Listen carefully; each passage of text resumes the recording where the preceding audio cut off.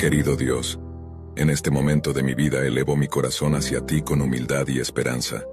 Te agradezco por las bendiciones que has derramado sobre mí hasta ahora y por cada experiencia que me has permitido vivir.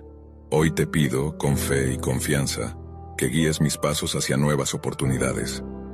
Sé que tú conoces los anhelos más profundos de mi corazón y las metas que deseo alcanzar. Permíteme, Señor, abrirme a las puertas que has preparado para mí y confiar en que cada desafío será una oportunidad de crecimiento. Te entrego mis miedos e inseguridades, confiando en tu amor y sabiduría. Ilumina mi camino con tu luz divina y ayúdame a reconocer las oportunidades que has dispuesto para mí. Que tu voluntad se manifieste en mi vida, llevándome hacia nuevos horizontes, llenos de propósito y realización. Gracias, Dios misericordioso, por escuchar mi oración y por ser mi guía constante. En nombre de Jesús. Amén.